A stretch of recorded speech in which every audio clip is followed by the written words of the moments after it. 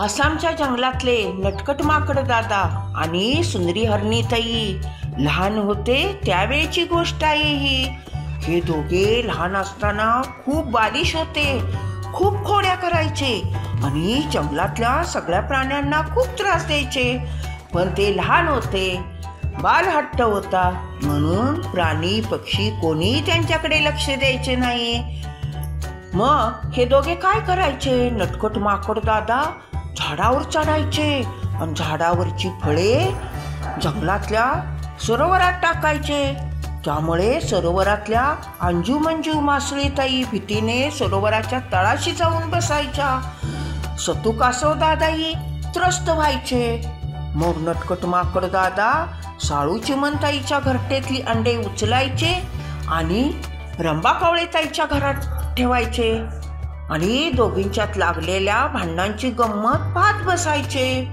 सुंदरी हरणीताई काय करायच्या? डब्बू अस्वल मामा आपल्या गुहेत झोपले की त्या जंगलात शिकाऱ्याने टाकलेले जाळे आपल्या शिंगाने ओढत आणायच्या आणि डब्बू अस्वल मामांच्या अंगावर टाकायच्या. अरे देवा! भीतीने डब्बू अस्वल मामा घाबरून उठायचे. अरे अरे, शिकारी आले वाटते म्हणून बाहेर यायचे. पण सुंदरी हरणीताई झाडीत लपून बसायच्या. अशा हसायच्या आणि म्हणायच्या, कशी झाली गंमत? मग डब्बू अस्वल मामा गुहेत जाऊन परत झोपायचे. मग त्या काय करायच्या? गवताची काडी घ्यायच्या आणि अप्पू आत्ती दादा झोपले असले की त्यांच्या कानात फिरवायच्या. त्यामुळे गुदगुल्या झाल्या की अप्पू हत्ती दादा उठायचे, पाहायचे. मग सुंदरी हरणीताई वाऱ्याच्या वेगाने जाऊन लपून बसायच्या. नटखट माकड दादा काय करायचे? ते अप्पू हत्ती दादा गवत खात असलेले दिसले की हळूच जायचे आणि जंगलातली वेल घेऊन त्यांच्या शेपटीला बांधायचे आणि ती वेल परत झाडाला बांधायचे. अप्पू हत्ती दादांचे गवत खाऊन झाले की ते पुढे जायला निघायचे. पण मागे त्यांना पुढे जाता यायचे नाही. मागे वळून पाहतात तो शेपूट बांधलेली झाडाच्या बुंद्याला. मग बाजूला उभा राहिलेले नटखट माकड दादा कशी केली गंमत असे म्हणून हसायचे आणि हळूच शेपूट सोडून द्यायचे. असे दोघे खूप खूप गम्माडी चम्मत करायचे. मग हळूहळू हे दोघे मोठे व्हायला लागले. त्यांना समज यायला लागली. पण खोड्या काही थांबल्या नव्हत्या. एकदा ते जंगलातल्या एका झाडाखाली बसले होते. गंमत करायची योजना आखत. तेव्हा आले सत्तू कासव दादा तिथे. सत्तू कासव दादा काय म्हणाले? हे पहा बाळानो, आता तुम्ही मोठे व्हायला लागला. खोडे करणे बंद करा. अरे बालिशपणा सोडून द्या. अरे वेळ काही सांगून येत नाही. कधी कोणती वेळ येईल सांगता येत नाही. त्यामुळे आता खोड्या बंद करून चांगले वागा, नाहीतर परत पश्चाताप करू नका असे म्हणून कासव दादा निघाले. पण नटखट माकड दादा त्यांना काय म्हणाले?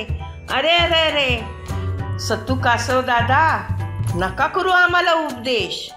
कसे वागायचे, काय वागायचे ते कळते आम्हाला. तुम्ही जावा पाण्यात, आम्ही खोड्या करतो जोमात. सत्तू कासव दादा काही न बोलता निघून गेले. परत काय झालं? थोड्या दिवसांनी उन्हाळा आला. जंगलातली झाडे सुकू लागली, फळे सुकू लागली. सरोवरातले पाणी आटून गेले. सगळे प्राणी पक्षी अन्नाविना पाण्याविना हैराण झाले. कोणाला काही कळेना. इकडे नटखट माकड दादा आणि सुंदरी हरणीताई यांनाही पाणी नाही, अन्न नाही. त्यामुळे ते हैराण झाले. अरे देवा, आता काय करायचे? त्यांना इतका अशक्तपणा आला, 2 पावलेही चालवेना. दोघे अगदी निस्तेज होऊन एका झाडाखाली बसले होते. त्यांना बोलणेही शक्य नव्हते, इतका अशक्तपणा आला होता. तेवढ्यात तिथे सत्तू कासव दादा आले. ते काय म्हणाले, अरे बाळानो, पाहिलं का मी काय सांगितलं होतं, वेळ कधी सांगून येत नाही, म्हणून आज असलेल्या वेळेचा चांगला उपयोग करावा. तुम्हाला मी सांगितले होते. तुम्ही आता मोठे झाला, आता तरी वेळेचं महत्त्व जाणून घ्या. आता जंगलातल्या प्राण्यांना मदत करा. या दुष्काळात त्यांना अन्न पाणी आणून द्या, शोधून द्या, नसेल तिथून आणून द्या. ठीक आहे, दोघे म्हणाली. दोघांच्या अंगात अजिबात बोलायला त्राण नव्हते. मग सत्तू कासव दादा निघून गेल्यावर सुंदरी हरणीताई, नटखट माकड दादा अगदी जोमात कामाला लागले.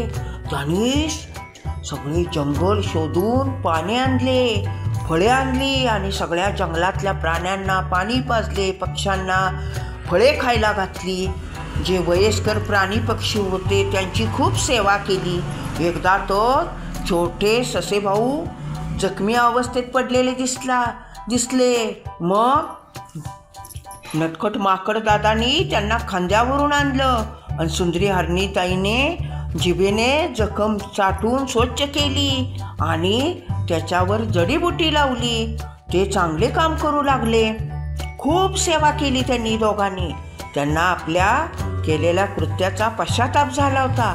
त्यामुळे सगळ्या प्राण्यांना त्यांनी खूप खूप मदत केली. त्यामुळे सगळे प्राणी अगदी आनंदित झाले. पण थोड्याच दिवसात जंगलात पाऊस पडला. परत झाडे फळे फुलली, सरोवर पाण्याने भरले. सगळ्या प्राण्या पक्ष्यांना आनंद झाला. पण तरीही नटखट माकड दादा आणि सुंदरीताईने सेवेचे व्रत खाली ठेवले नाही.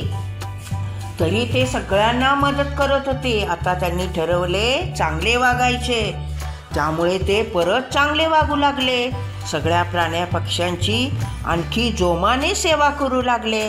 कुणाला हवे नको ते पाहू लागले. त्यामुळे सगळे प्राणी आनंदित झाले. सगळे म्हणाले, अरे बाळानो, तुम्ही खूप सेवा केली. मग असे झाल्यावर सगळ्या प्राण्यांनी त्यांचे कौतुक केले. म्हणून म्हणतात, अगोदर जरी वाईट कर्म केले तर नंतर चांगले कर्म केले की फळ हे चांगलेच मिळते. हा व्हिडिओ आवडला असेल तर आपल्या आजीच्या गोष्टी चॅनलला लाईक करा, शेअर करा आणि सबस्क्राईब करा.